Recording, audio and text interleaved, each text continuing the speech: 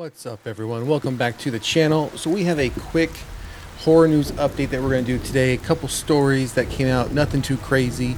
And then we are going to talk about some physical media releases that are going to be coming out soon for an old iconic franchise and for a new, which I feel could have been an iconic franchise, but I'm feeling that it was all a bust. That's just my opinion. I'm gonna watch the film hopefully in the next week or so. I want to see if it'll go down in price as far as the digital rental or purchase. I think it's gonna be a while though before it goes down in price. And if it doesn't happen within the next couple of weeks, like I said, a week and a half or so, then I'll just outright just purchase it just so I can watch it whenever I want to. So we're gonna jump right into it. Like I said, it's gonna be a pretty quick video. So again, nothing crazy, but let's just jump right into the content. So how Patrick Wilson's Cape Fear series will stand out from the classic films. Yes, films. If you didn't know, there's been two Cape Fear films. The original, which many people don't know about, and the second that had Robert De Niro in it. So, and we haven't talked about Cape Fear in a long time. I think, and I say Cape Fear as in this series because I think it's been well over 6 months since we last spoke about this. So I'm glad to see that it's something that is coming out about it, and whether it's just, you know, how Patrick Wilson feels the story will be told in comparison to the two previous films, because again, we've gotten no like first look images, we've got no teasers, we've had zero information, zero updates on this topic out, you know, prior to this dropping. So Patrick Wilson is stepping into familiar territory from his upcoming Cape Fear series in the role of Tim Bowden, and he's already hinting that audiences should brace themselves for something darker than what's come before.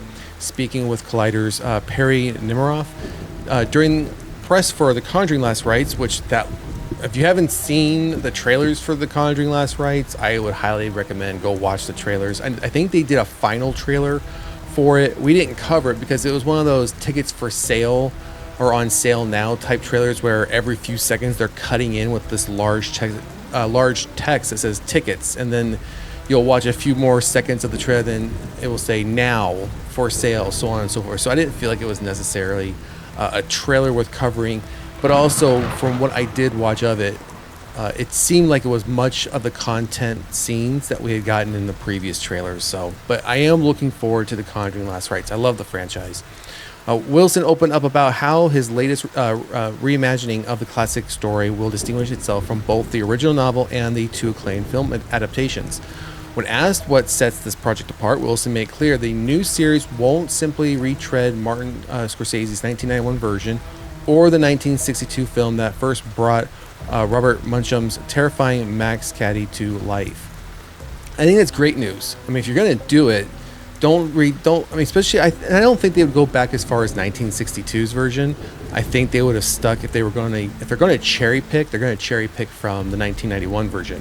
But I'm glad to see and hear that the attempt that they're going to be making or the approach they're going to be taking, it won't just be retelling that story now just cut up into episodes. If you want to use the novel as your source material, use the novel as your source material and try to create a new version of the story rather than just taking Martin's film from 91 and cutting it up into episodes and just putting new actors in it. All right, so this is the quote that he gave. Oh boy, the quick answer is, well, there's no quick answer. I mean, I think, look what the book did to Robert Muncham.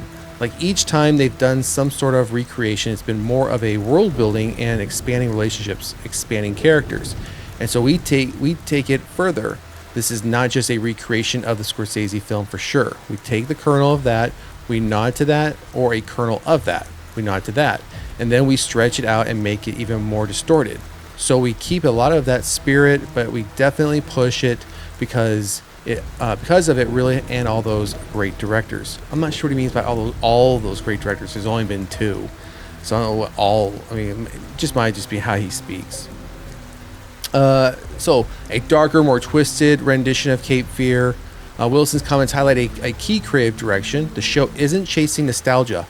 Thank you. I think when you think about reboots, remakes, or even now sequels, I think more so on the sequel aspect, they're trying to constantly hit on the nostalgia for the people who are fans of the original work, to have them something to grab onto, so to speak, in the new adaptation. Which I'm all for nostalgia if it makes sense, but don't just do it just to do it, right? So I'm glad they're not chasing that, but instead using the Cape Fear framework to build something more expansive and unsettling.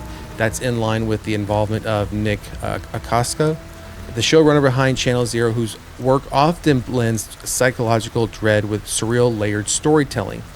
So let's see here. So now this goes on to talk about the novel, Robert De Niro's 1991 performance, and that's pretty much it. And this link here is an interview for the Conjuring. So we're not going to watch that for this topic, and that's it. So again, that's the latest we know about the Cape Fear TV series. They're not chasing nostalgia. They're not just going to be redoing Martin Scorsese's film. Sounds like they are trying to take the source material and trying to create something new and fresh on their own, but in a TV series.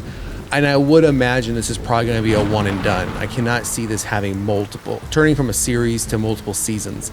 I think that would be a mistake. I do see this, though, probably only being 8 episodes. I mean, that seems to be the new trend now. Get it done in 8 episodes. I am looking forward to when we do get a trailer for this. So hopefully we get a trailer at some point in the near future. All right, let's go to our next topic. James Wan on the Conjuring Universe's future and why Last Rites had to be the Smurl case. All right, so let's get into it. We have a picture. And again, this one also has Patrick Wilson, if you didn't know, but him and James Wan standing next to each other. Okay, upcoming sequel to Conjuring Last Rites is said to be the final installment of the mainline franchise, yet that doesn't mean the end of the extended Conjuring universe. And we knew that. We've talked about that before, and I remember it's probably 4 or 5 months we talked about this, where they talked about doing phases. Like everything we've gotten thus far is like their phase 1, and they're going to then do a phase 2. And we talked about how they could bring back some of the villains, creatures, demons, whatever, that weren't fully, their stories weren't fully told, and then they could potentially start off at phase 2 that way. So we did talk about that previously. But what exactly does that mean? New Line Cinema CCO Richard Brenner indicated early this last year that Last Rites is considered the conclusion of phase 1 of the extended franchise that includes The Nun 2, Annabelle Creation, and Annabelle Comes Home. The final mainline entry also serves as the final bow for Patrick Wilson and Vera Farmiga's characters and Lorraine Warner, a culmination of their epic romance/horror saga over 4 films, as well as appearances in multiple spin-offs. So yeah, we knew that. So it also brings the Warrens' daughter Judy, now grown into the family line of business, as the Warrens face their most dangerous case yet, one that also happens to be the real life Warrens' most infamous, the Smurl family haunting. Now, I did look up when we started getting Conjuring Last Rites content, trailers and whatnot. I did go see, and it was around the time when the Warrens museum was purchased by that comedian, and I can't remember his name, like Nick Rife or something like that. But they sold whoever was owning the estate, taking care of the estate, sold off the museum. And I know the museum was part of the house, so I'm not sure. I would imagine it all was inclusive. But I know there were some questions around, well, what about Judy, their daughter? Why wouldn't she have had ownership or wanted to keep it? Because like the Annabelle doll, that was like the biggest topic. That when they sold the museum, it included the Annabelle doll that they had. Judy is currently, I don't want to say obviously, but Judy is married, and I last time I saw or read, when this article was like 2 or 3 years old, couldn't find anything more recent, is they are also like these paranormal investigators, so to speak, just like Ed and Lorraine were. So it'd be interesting to see if they were to continue with more films focusing on her, because then obviously they'd have to get her direct involvement, and I'm sure there had to be some rights issues there too. So the Conjuring originator and producer James Wan, speaking at the recent press event, explained why Last Rites had to feature this particular case and why now was the right time. Wan explains, "We don't want to be doing this 20 movies down the line when we've driven the franchise into the ground. We love the idea that we're going out with a bang whilst everyone's still loving the world, loving the movies, and loving the characters. It just feels right. We've been doing this for over 10, 12 years, and I think it's nice to just take a break from it, a big break from it." I would agree. This goes on to talk a little bit more about. Let's see here. The quote continues. So one continues. So I think that's more the case to want to go out on a high whilst we're still on top, so to speak. As to why particular case, it's actually pretty personal for me. The TV movie that came out in the early 1990s called The Haunted, starring Sally Kirkland, was the movie that introduced me to Ed and Lorraine Warren. It just felt full circle for me to come back and use this particular case, the Smurl case, as the last one. It just felt right. All right, so there's a few more quotes here. I'm not going to read out the rest of this, but I'll put the link to the article in the description of the video, like I always do. So if you want to continue reading the last paragraph or so, you can do. But I don't want them. I'm glad James is recognizing the fact we don't want to be 10, 20 films deep, right? We want to. Hey, it's time to call it a day. It's been a very successful franchise. Let's pause it now, whether that's a short pause or a long pause. They decided to move forward with another phase of films. Let these ones breathe. Let the dust settle, and then come back and do it. I don't think you need to rush right back into it now. On the heels of when Last Rites releases and eventually makes its way to physical and digital. I think what they should do is, once this one is release it on physical as a standalone, but at the same time release a Conjuring Universe box set. Have all the films in a box set. Well, I don't want, if you're gonna do Steelbook, then give me the regular case as well. Don't give me that's the only way I can have it, is a Steelbook box set, because I think Steelbooks, which we're going to move into next, I think Steelbooks have been so watered down over the years, probably the past 10 to 12 years. And I've talked about this before, and we'll actually just jump into the next topic about that. So first 3 Halloween films / into Steelbook 4K UHD from Screen Factory. So we're going to read this first, and I'll continue what my thoughts are on that. So Screen Factory is bringing the first 3 installments in the Halloween franchise to Steelbook 4K through Amazon. So Halloween's 1, 2 on the September 16th, and then Halloween 3 Season of the Witch on October 14th. That's odd. I don't know why they wouldn't just release them all on the same day. That's kind of odd. All right, so like I said, we've got the cover art here. I like the cover art, except for this right here, which would have been a supposed scene, I imagine, from the beginning of the film when Michael is on top of the car. Why they would show us this? Because it looks like you have like a comic book villain with appears to be a coat, and if you can look at the hands closely, which you probably won't be able to in this view, it looks like he has claws.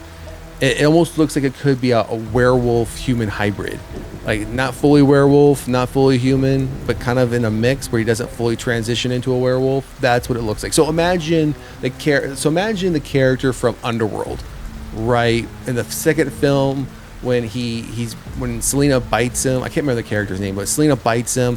And because of his bloodline, he already had the bloodline of a werewolf, but now because she bit him, the bloodlines mixed, and he became this hybrid. That's what this looks like on top of this car. I think that was the worst image they could have used. I don't think it's even necessary or needed, because someone's gonna look at that, who like me, who has seen Halloween a ton of times, say that was never in the film. Why are you putting that on your cover? Other than that, I do like the cover art. It's a nod back to Halloween 4 and 5. Artwork, as far as having a big picture of Michael Myers on the face, especially the back art. We have the one side, the face, and the house in the background. So that'd be my only complaint. Otherwise, I'm a Halloween fan. I love Halloween. So all right, so let's move on. So this is all the features that will be in it.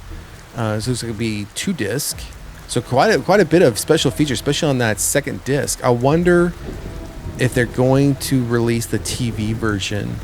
All right, so let's keep going. We have the trailer. Okay, it's trailer from hell, theatrical trailer, TV spots, TV version, additional scenes. Is it just a 2 disc? It is just a 2 disc. Okay, so that's unfortunate. And I think, I wish, that's a misstep for me. That's a miss for me, I should say. They're gonna give us the TV version additional scenes, but they're not gonna give me that cut of the movie. Give me both cuts of the movie.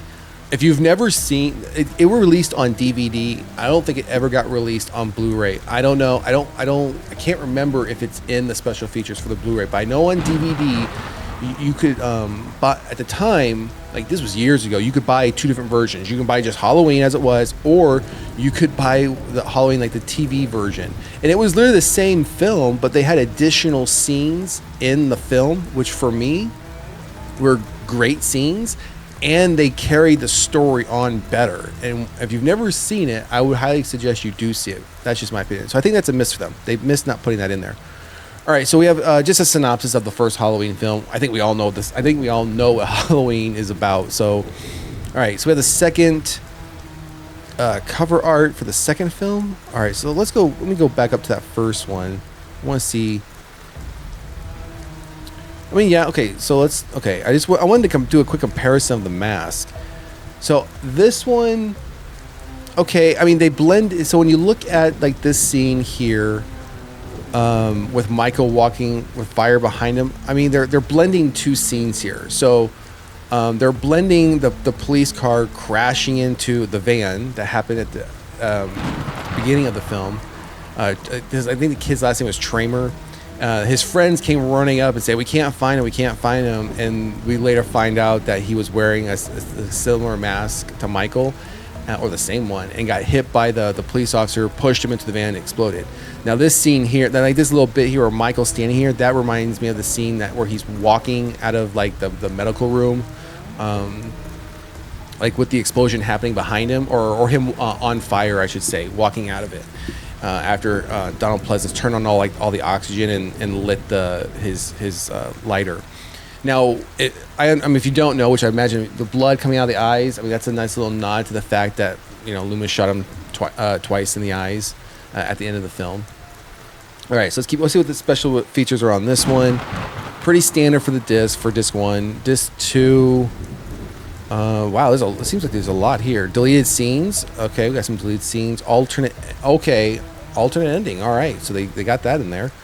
Movie steals, theatrical trailer, teaser trailer. So wow, the second film has a lot of extra stuff on the Blu-ray disc. All right, so let's get down to the last one real quickly. Oh, this one's a 3-disc television cut. Yes. Okay. I'm thinking, because I can't buy part 2 without buying part 1. Everyone knows parts 1 and 2 are probably 2 of my favorite horror films of all time, and I treat them as one movie because it's a continuous story happening in the same night. So just for that alone, I would probably have to buy these now. All right, so let's keep going. The third film. I am one of those people who did not enjoy Halloween 3, and I know why they did Halloween 3. So real quickly, if you didn't know why Halloween 3 went this route, was because of John and Deborah wanted Halloween 2 to be the end. They didn't even want to do Halloween 2. They felt after the first film, there's no more to say. There's no more to tell about Michael.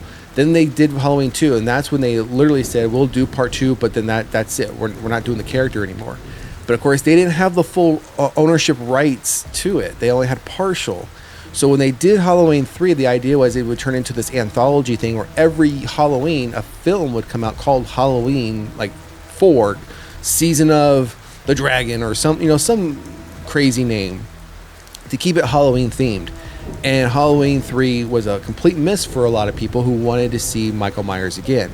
And after several years of back and forth, and John and Deborah finally relinquishing their share of the rights to the Aked family, which at the time would have been Mustafa Aked, who's no longer with us, brought back Michael Myers, and that's where we've been ever since. I, for one, am not a fan of Halloween 3. I'm not a fan of the cover art, so that's just me. Pretty standard for the disc 1, pretty standard, and then disc 2 seems to have quite a bit of extra stuff. A lot of extra stuff on this one, so that's good for all you who love special features. Synopsis of it, and then we have again. So this is a much zoomed in. This is what I'm talking about. So it looks like there's a claw in his hand with like and this is a jacket, like it's flapping in the wind. And then this scene makes zero sense. This shouldn't be here. So then we have then Halloween 2, then Halloween 3. What the fronts of it look like? Yeah. So I think for this just the fact of Halloween 2 having the TV edition, I'll probably end up buying the first 2. I will not buy the third one. All right, so let's get into our last one, which is, as you see here, more physical media. Danny Boyle's 28 Years Later, Infects Steelbook 4K Ultra HD next month. So it's going to come out on the 23rd via Sony. Let's keep going. We all know this information here. All right, so we have included special features: days to years, capture the chaos. So not a lot. Wow, that's pretty slim pickings on the special features. All right, let's keep going. We know all this. So everything I'm passing, guys, is just the synopsis of the film, actors, actresses. We know all this. Everyone knows all this by now. A small review by the writer of this article, Megan, which we always appreciate when we come across her articles. All right, so here's the Steelbook cover. All right, I'm not even all the way down. I'm already loving it so far. Yes. Okay. Oh, okay. So this is the Steelbook. I love the Steelbook. You got me sold on the Steelbook. I love this. It definitely feels like it fits. All right, because you can even see here, like with the drip down, you can see the people or images or like a silhouette of people. All right, so let's keep going now. I do not like the standard cover art for this, like the standard case. It's way too busy. All these names up here. This quote, I hate when they put quotes like this on cover art. It's not needed. Get rid of the quote. Get rid of the names because they're going to be on the back of the case anyways, and just give me the cover art. All right, so we have I love the inside of the Steelbook. Now that's nice. I do like that. All right, and that's it. So I think 28 years later, Steelbook looks pretty nice, front and back, along with the inside cover art.